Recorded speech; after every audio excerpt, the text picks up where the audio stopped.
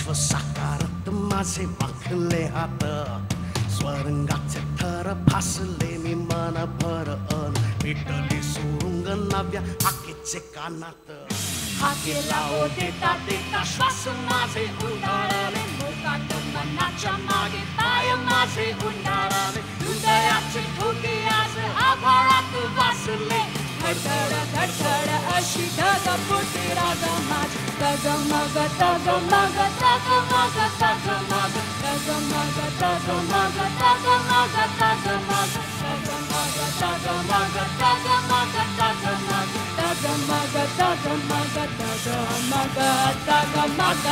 नमस्कार.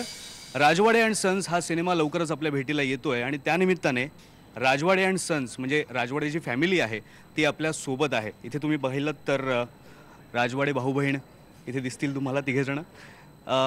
इकडे पाहिलं तर इकडे ज्युनियर राजवाडे आहेत म्हणजे सन्स अँड डॉटर्स इकडे आहेत. इकडे सुद्धा सिनियर मोस्ट राजवाडे सुद्धा इथे बसलेले आहेत जे आपल्या जावई आणि सून यांना एकत्र घेऊन ते बसलेत. काहीतरी घरगुती गप्पा त्यांच्या चालू असतील. एक फिल्मी गप्पा होतील पण सगळ्यात महत्त्वाचं अतिशय काही महत्त्वाचे प्रश्न आहेत ज्यांची उत्तरं शोधणं हे अतिशय आवश्यक आहे. आपण सगळे एक मोठं आनंदी कुटुंब आहात.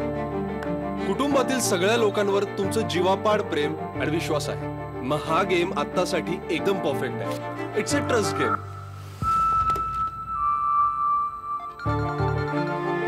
कोणीतरी बेबी नावाची मुलगी होती तिला दुसऱ्या बेबीची आठवण येत होती आणि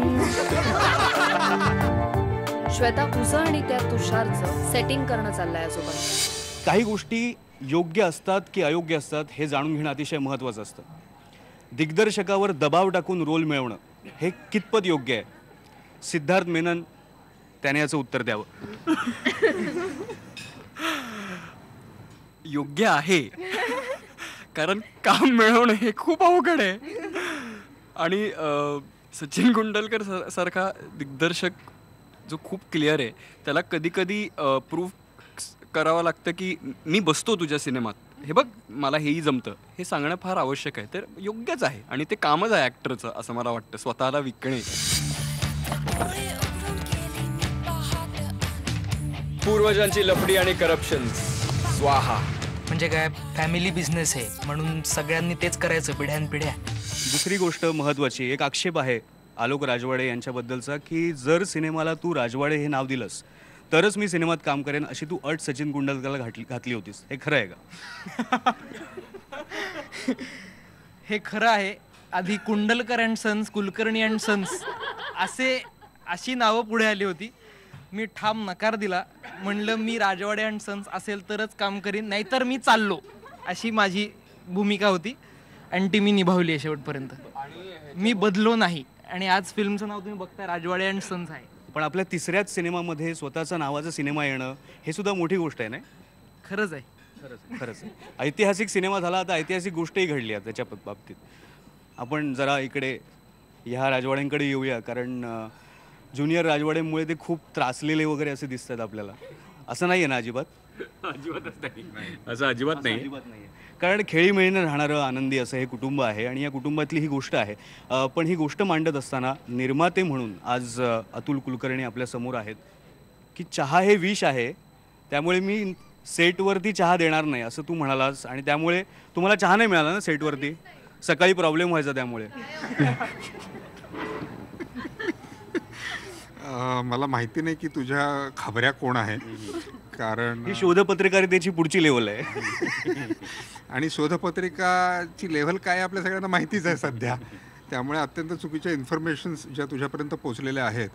कारण ही अशी जर माझी जी वैयक्तिक मतं आहेत ती जर मी घेऊन सेटवर आलो असतो तर हा सिनेमा व्हायला साधारण 5 वर्ष लागली असती. पण अतुल तू मान्य कर मी चहा पित नाही म्हणून यांनी मला साईन केलंय. म्हणजे हे तुम्ही मला काही बोलायलाच नाही. म्हणजे मला वाटलं तुम्ही उत्तम अभिनेत्री आहात म्हणून तुम्हाला साईन केलं अतुलने. काय दिवस आलेत बघ. बरं आता थोडं गॉसिप म्हणजे जे झालंच नाही ते गॉसिप मला विचारायचं आहे तुम्हाला दोघांना. म्हणजे तुम्ही 2 सिनेमे दिग्दर्शित केलेत आणि तरीसुद्धा त्याच्या पुढचा सिनेमा करत असताना अजिबात लुडबुड नाही केली. तर हे कसं? म्हणजे नाहीतर एक चांगलं गॉसिप झालं असतं, एक गॉसिप न्यूज आली असती की सचिन कुंडलकरच्या कामामध्ये हस्तक्षेप एवढ्या सिनियर अभिनेत्रीकडून वगैरे वगैरे, पण ते झालंच नाही. तर हे चुकीचं नाही वाटत का तुम्हाला? काय ना, सचिन कुंडलकर पुण्याचा आहे आणि आय हॅव टू सपोर्ट हिम.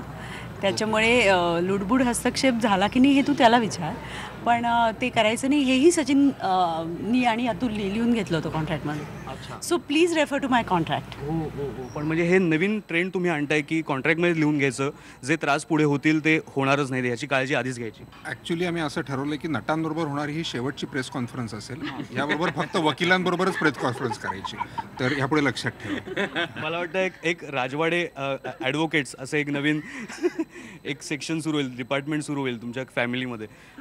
तसंच सचिन खेडेकर तुमच्या बाबतीत 2 एवढे मोठे नट मराठीतले एकत्र काम करत असून सुद्धा, आणि तुम्ही जिथे शूटिंग करताय त्याच्या आसपास आम्ही आमची माणसं पेरून सुद्धा गॉसिप नाही, इगो प्रॉब्लेम नाही, सचिन खेडेकर किंवा अतुल कुलकर्णी यांच्यामध्ये वाद होऊन ते सेटमधून निघून गेले वगैरे अशा बातम्या नाहीत. तर हे पण चुकीचं नाही का? तुम्ही मीडियाला बातम्याच देत नाही आहात. एक प्रकारे मीडियावर हा अन्याय आहे असं तुम्हाला नाही वाटत? नाही, अशी योजना हीच होती की मीडियाला कसं अंधारात ठेवायचं आणि कसा ताकास्तूर लागू द्यायचा नाही. खरं तर अतुलने केलेला हा जो बलंड व्यायाम आहे, त्यामुळे त्यांनी एवढी शिस्त कडक ठेवली होती की त्यात काही आम्हाला काही बोलायला जावं तर काही बोलताच येईना वगैरे असं. आणि हा जो शिस्तीचा बडगा होता, त्या शिस्तीनेच खरं तर इतकी बेशिस्त मंडळी एकत्र आली आणि त्यांनी ते म्हणतील तसं काम केलं. बापरे, पहिल्याच सिनेमात अतुलचा दरारा बघा, त्याच्यासमोर कुणी काही मान्यच करायला तयार नाही. आम्हाला इथे सुद्धा बातमी मिळत नाहीये, म्हणजे कसं काय? म्हणजे तुझ्या लक्षात येते का तुझ्या आडनावाची एक ब्रँड व्हॅल्यू? मी एक माणूस नाही, मी 2 माणसं आहे. 2 माणसं? मृण्मयी, तू हा रोल मिळवण्यासाठी काय केलंस? जसं सिद्धार्थने केलं तसे काही प्रयत्न तू केलेस का? कारण तुम्ही सगळे पुण्याचे असल्यामुळे मला असं एक वाटतं की तुम्ही लॉबिंग करून काम मिळवलेलं आहे. नाही, जसा माझा चेहरा आहे तशीच मी आहे, निष्पाप. त्यामुळे हा रोल माझ्याकडे आला आणि मी तो स्वीकारला. मी खरंच काही दबाव नाही केला, पॉलिटिकल प्रेशर नाही, इतर काहीच. खरंच. कृतिका, तू आधीच्या सिनेमामध्ये एक लहान मुलगी होतीस आणि आता तू एकदम तरुण झालेली आहेस. तर मधल्या काळात तू अतुल कुलकर्णी यांचे लेसन्स घेऊन काही जिममध्ये जाऊन केलंस का? नाही, म्हणजे अक्षरशः 6 महिन्यात तू कशी काय तरुण झाली? नाही, खरं तर मी प्लॅन केला होता की अतुलकडनं लेसन्स घेऊयात, आपण मॅच्युअर ॲक्टिंग कशी करायची वगैरे. पण नंतर मी विचार केला काही गरज नाही आहे, म्हणजे मला जमू शकते आणि मी करणार आहे ती, अतुलकडनं कशाला घ्यायचे ना लेसन्स, असा मी विचार केला. सो मी केलं काम तसंच आणि झाली आहे मी यंग, आणि फिल्ममध्ये दिसेल तुम्हाला की मी खरंच मोठी मुलगी झाली आहे. आपल्यासोबत आता आहेत सिनियर राजवाडे. मगाशी ज्योतिताई नव्हत्या, पण त्यांनी भारतीय पेहरावामध्ये, काय आपण त्याला म्हणतो, महाराष्ट्रीयन वेशभूषेमध्ये तुम्हाला काम करावं लागलं. त्याचा त्रास झाला का तुम्हाला? नाही, त्रास नाही झाला अजिबात. उलट थोडासा त्याच्यामध्ये हो, अगदी निश्चितच. आणि सचिनचे आणि अतुलचे आणि सगळ्यांचे त्यासाठी आभार मानले पाहिजेत, कारण आजवर मला सगळ्यांनी खूप ग्रामीण वेशामध्ये पाहिलेलं आहे, वळू म्हणा किंवा सगळ्या. तर त्याच्यामध्ये एक वेगळा रूपामध्ये सचिननी मला आणलं, याचा मला फार आनंद आहे. आणि दुसरा माझ्या आनंदाची गोष्ट अशी आहे की मी 1-2 मुलं झाल्यावर मी माझं आईपणाला थांबवलं होतं, पण इथे मला 3-4 चांगली गोंडस मुलं आहेत, त्यांना इतकी माझी गोडगोड नातवंड आहेत. सो ती माझी हौस सगळी या सिनेमामध्ये खूप भरून निघाली असं मला वाटतं. पुण्यामध्ये तुमचा अशा अनेक बिझनेस फॅमिलीशी संपर्क येत असेल किंवा जे कुटुंब प्रमुख असतात त्यांच्याशी तुमचा संपर्क येत असेल, तर ते सगळं या सिनेमात तुम्ही आणलं का? तसा या सिनेमाकडे बघण्याचा दृष्टिकोन नाही. म्हणजे कसे पुण्यातल्या ज्या आमच्या काही बिझनेस फॅमिली आहेत, त्यांचा पूर्वीच्या काळात एक घोषवाक्य असायचं, म्हणजे आमची कुठेही शाखा नाही. बरोबर. तो ॲटिट्यूड या चित्रपटात नाही आहे की याच्या म्हणजे कुटुंबातल्या ज्या एकमेकांच्या शाखा आहेत, पिढ्यांच्या शाखा आहेत, त्या शाखांमधलं अंतर किती पडलेलं आहे, ते अंतर पडलेलं गरजेचं आहे का, आणि कशा पद्धतीचं ते अंतर मोजायचं कसं, आणि त्या अंतराचा आणि आतल्या अंतरात्म्याचा काय नेमका संबंध आहे. म्हणजे हे कुटुंब एकत्र मानायचं का विभक्त मानायचं, का दोन्हीच्या मधलं मानायचं, का माणूस बेटासारखा असतो, विजय तेंडुलकरांनी नाव दिलं होतं माणूस नावाच्या बेटासारखं, तर नेमकं काय आहे याच्याबद्दलचं काहीतरी सांगण्याचा प्रयत्न असावा.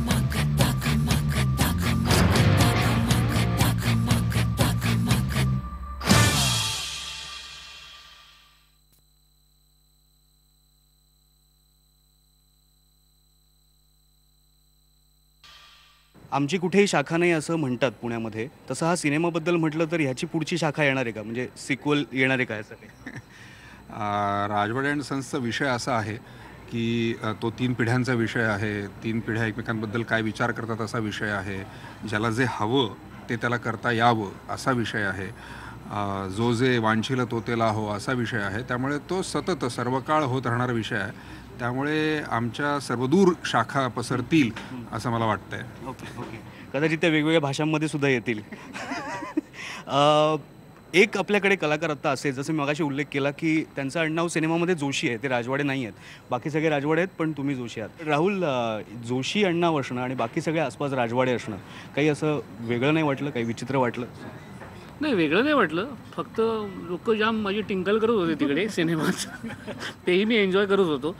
आणि जी एक घर जावयाची तगमग असते ती तगमग ह्याच्यामध्ये माझ्या कॅरेक्टरची आहे. त्यामुळे एक घर जावई असण्याची जी तगमग आहे ती म्हणजे तू भूमिकेशी समरस व्हावं म्हणून कदाचित सचिनचा हा प्रयत्न असेल की तुला तशी वागणूक द्यावी म्हणून.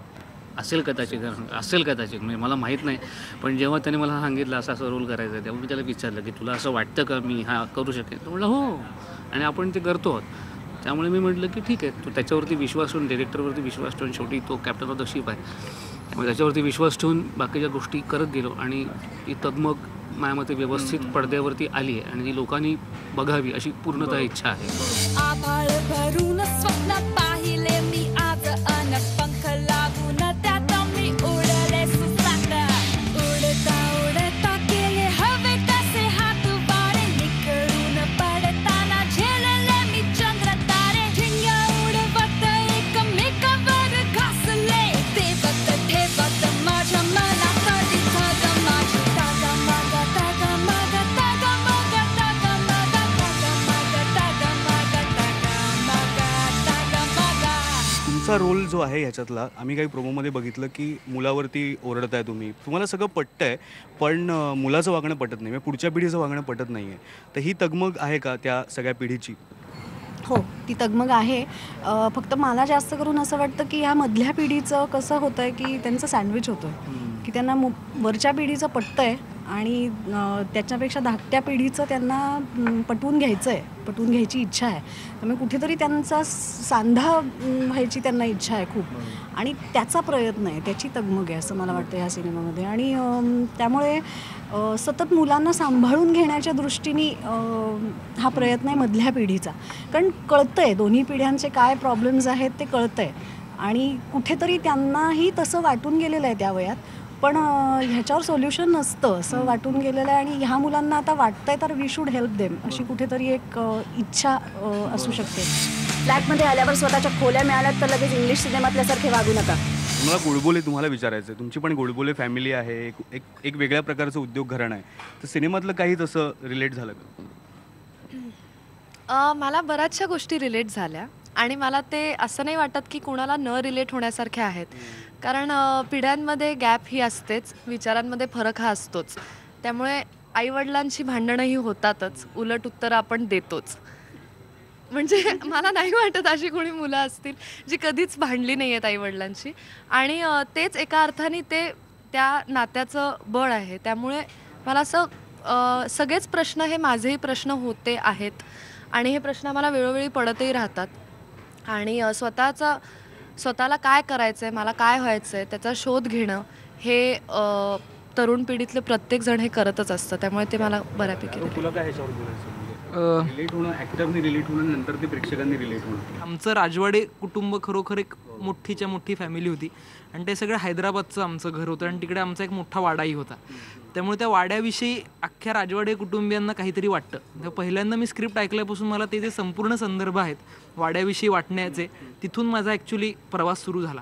आणि त्यातली जी सगळी पात्रं आहेत, 13च्या 13 जरी पात्रं असली तरी त्यातली प्रत्येक पात्राची गोष्ट ही कन्व्हिन्सिंग वाटते आणि त्याच्यावर प्रेम करावं असं वाटतं. म्हणजे असं म्हणजे त्याच्यामध्ये ब्लॅक अँड व्हाईट किंवा सुष्ट आणि दुष्ट दाखवण्याचा प्रकार नाही, तर प्रत्येक माणसातलं मनुष्य तत्व शोधण्याचा सचिनचा प्रयत्न आहे आणि ते फार मला महत्त्वाचं वाटतं.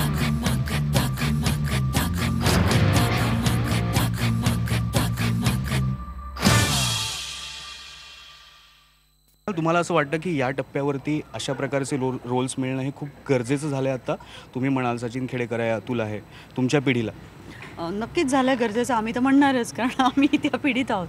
पण मला वाटतं की the way Marathi cinema is going now, त्याच्यात विषयाचं वैविध्य जसं पाहिजे तसं आपण सगळे शहरात राहणारे लोक आहोत आणि आपलेही काही वेगळे प्रश्न आहेत, प्रॉब्लेम्स आहेत, मतं आहेत आणि विषय आहेत मांडण्याचे. ते विषय आता जास्ती यायला पाहिजेत असं मला वाटतं. माझ्यापुरतं म्हणशील तर मी बरेच सिनेमे असेच केलेत की जे शहरी मानसिकतेला रिप्रेझेंट करतील. पण इट्स हाय टाईम की आपण सर्व वयाचे, सर्व पद्धतीचे आणि सर्व विषयांचे चित्रपट आणले पाहिजे. मला वाटतं सचिन, तू जास्त म्हणजे स्वतःला लकी समजत असशील सध्याच्या काळात, कारण आधी नागरिक, मग शटर आणि आता राजवाडे अँड सन्स, जो स्टारडम आहे तो सुद्धा कायम आहे आणि एक खूप ताकदीचा रोलही करायला मिळतोय.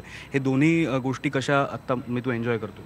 नाही, हे खरंच आहे, पण मराठीमध्ये हिरो ही संकल्पना नाही आहे. आणि मला असं वाटतं की तोच खरं मराठी सिनेमाचा वेगळेपण आहे की कथा किंवा मांडणी हेच खरं तर मराठी सिनेमाचं यश आणि हिरो आहे.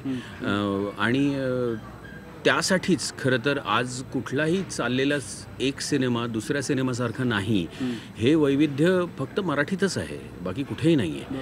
आणि माझ्यासारख्याच्या बाबतीत समोर आलेल्या 4 कामांपैकी असं काम निवडावं की जे अधिक चांगला विचार समोर नेणारा असेल, प्रेक्षकांचं जनमत बदलणारा असेल, थोडा अभिरुची संपन्न करणारा असेल, अशी निवड करायला आवडते. आणि ते स्वातंत्र्य खरं तर आत्ता ह्या टप्प्यावरती आहे. आणि मराठी सिनेमाचा हा अत्यंत उत्साहवर्धक काळ आहे, प्रेक्षकांसाठी देखील आणि म्हणून कलावंतांसाठी. अतुल, तुला पण हेच विचारायचं आहे, पण अतुलसाठी एक महत्त्वाची गोष्ट प्रेक्षकांना सांगावं लागेल अतुलबद्दलची.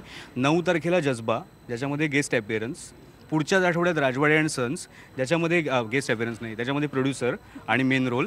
आणि तिसऱ्या म्हणजे लगेच पुढच्या आठवड्यामध्ये कनल नावाचा सिनेमा, जसं तू मगाशी सांगितलंस पत्रकार परिषदेमध्ये की सगळ्यात मोठा मल्याळममधला आत्तापर्यंतचा सिनेमा तो असणार आहे रिलीजच्या दृष्टीने. आणि त्यामुळे तो विलन आहे मोहनलालच्या अपोजिट. तो हे सलग 3 आठवडे म्हणजे ऑक्टोबर अख्खा हिट आहे. म्हणजे एकीकडे बाहेर ऑक्टोबर हिट आहे आत्ता आणि इकडे ऑक्टोबर हिट आहे. वा, तुझ्या लक्षात येते का तुझ्या आडनावाची एक ब्रँड व्हॅल्यू आहे? एक माणूस नाही, मी 2 माणसं आहे. 2 माणसं? बऱ्याच वेळेला हे माझ्या बाबतीत झालं आहे, परंतु एका महिन्यात हे झालेलं नाही आहे की म्हणजे लागोपाठ वेगवेगळ्या भाषांमध्ये सिनेमे रिलीज झालेत असं झालं नाही आहे. तिन्ही मोठे सिनेमे आहेत, परंतु हे एका महिन्यात होत आहेत आणि सुदैवाने वेगवेगळ्या शुक्रवारी येत आहेत. तर त्यामुळे मजा वाटते. परंतु मला खरोखरच जे मी साधारणपणे सिनेमे करायला सुरू केलं तेव्हापासून जे करतो आहे त्याचं एका अर्थी कल्मिनेशन वाटतं आहे की माझे दक्षिणेमध्ये, महाराष्ट्रात आणि हिंदी अशा तिन्ही भाषांमध्ये या महिन्यामध्ये सिनेमे येतात महत्त्वाचे. एक जाता जाता आम्हाला खूप एक्सक्लुझिव्ह माहिती पाहिजे, म्हणजे पाहिजेच. म्हणजे प्रोड्युसरकडनं प्रोमोमध्ये असं आहे की मी 1 नाही 2 माणसं आहे. म्हणजे काय असं टी व्हीवरती खोपच्यात घेऊन, खरोखरच खोपच्यात घेऊन जे काय पकडलेलं आहे त्याच्यामुळे मला हे सांगावं लागतंय की 2 माणसं म्हणजे मी राजवाडे अँड सन्समध्ये ॲक्टर आहे आणि प्रोड्युसर आहे. Cheating cheating cheating. ठीक आहे, आम्ही समजू शकतो. लवकर लग्न करून मी चूक केली नाही. नुसती बसून रडू नकोस, बोल. आज वाटायला पाहिजे. खूप वेगवेगळ्या गोष्टी या सिनेमामध्ये आहेत आणि खूप खूप धन्यवाद तुम्हा सगळ्यांचे. तुम्ही अशा प्रकारे वेगवेगळे बसून आम्हाला वेळ दिलीत. आणि तिकडे अजून त्यांचं मोबाईलवरती काहीतरी चालू आहे, सोशल मीडिया वगैरे. आणि थँक्यू. तर धन्यवाद. आपण सध्या शो टाईममध्ये इथेच थांबूयात. राजवाडे अँड सन्स 16 ऑक्टोबरला हा सिनेमा रिलीज होतो आहे आणि आत्ताच आपल्याला खूप वेगवेगळ्या गोष्टी कळल्या एका अर्ध्या तासामध्ये. विचार करा सिनेमात काय असेल ते. मी पण उत्सुक आहे, मला असं वाटतं तुम्ही सुद्धा उत्सुक असाल. धन्यवाद. पहा फक्त IBN लोक.